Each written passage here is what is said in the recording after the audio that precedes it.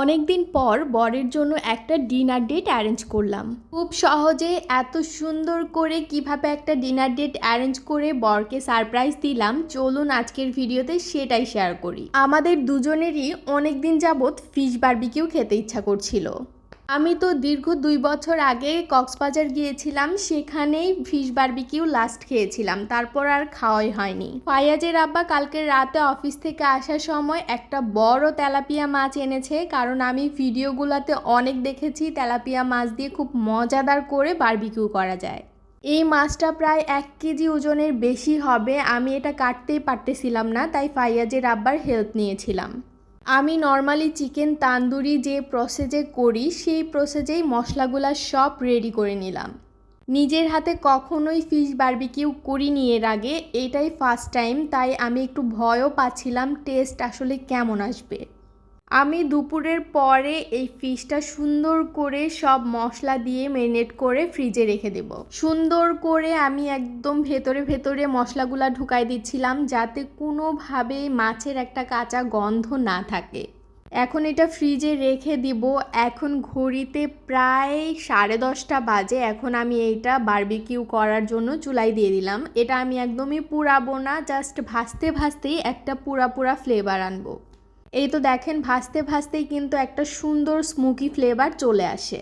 দেন আমি এখন পরোটাগুলা সুন্দর করে ভেজে নিব। আর মাছটা কিন্তু আমি মশলা থেকে একদম সরিয়ে তারপর মাছটা ভেজে নিছি, তারপর মশলাটা আলাদা করে ভেজে মাছের উপরে দিয়ে দিছি। বেশি মশলা দিয়ে মাছ ভাজতে গেলে মশলা পুড়ে যাবে, কিন্তু মাছ কাঁচাই রয়ে যাবে। যাই হোক, আমি সব কাজ শেষ করে এবার ফাইয়াজের আব্বাকে ডেকে নিলাম, কারণ এখন দুজন মিলে টেবিল সাজাবো। ভেবেছি সারপ্রাইজ দিব, কিন্তু সে তো ঘরেই আছে, আজকে যেহেতু অফ ডে ছিল। সো সারপ্রাইজ দেওয়ার কোনো উপায় নাই, দুজন মিলেই টেবিলটা সুন্দর করে সাজিয়ে নিলাম। জাস্ট তাকে একটু স্পেশাল ফিল করানো। আমরা বউরা জামাইদেরকে স্পেশাল ফিল করানোর জন্য যে কত কিছু করি, তারা যদি একটা কুনা করতো আমরা যে কি পরিমাণ খুশি হয়ে যাইতাম। আর এই ডিনার ডেটকে আরও বেশি স্পেশাল করার জন্য আমি কিন্তু একটা কেক অর্ডার করেছিলাম। দেখেন, সিম্পল সব খাবার, তারপরেও সুন্দর করে সাজিয়ে যখন পরিবেশন করা হয় কত স্পেশাল লাগে, তাই না? আপনারাও চাইলে কিন্তু আপনার প্রিয়জনকে এরকম সুন্দর করে সারপ্রাইজ দিতে পারেন।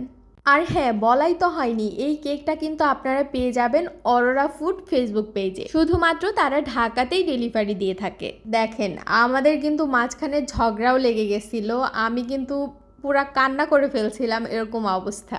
আমরা আসলে ক্যামেরাতে যা দেখাই আপনারা কিন্তু তাই দেখেন। আমি যদি এই ঝগড়াটা না দেখাইতাম তাহলে কিন্তু বুঝতেনই না যে আমাদের ঝগড়াও লেগেছিল।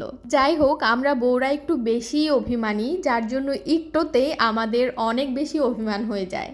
সেই অভিমানের জায়গা থেকে আমরা ঝগড়া করে ফেলি। এই দেখেন, আমাকে চেতানোর জন্য হাসতেছে। এখন এমনি ক্যামেরা অন করলে মুখটা অফ করে রাখে, এখন হাসতেছে যাতে আমি একটু ভালো ফিল করি আর কি। নর্মালি ফাইয়াজের আব্বা ফার্স্ট বাইটটা আমাকে খাওয়াই দেয় যদি স্পেশাল কিছু হয়, কিন্তু ক্যামেরা অন করলে সে কোনোভাবেই খাওয়াই দেবে না। আজকেই মনে হয় ফার্স্ট টাইম যে ক্যামেরা অন করা থাকা অবস্থায় সে আমাকে খাওয়াই দিল।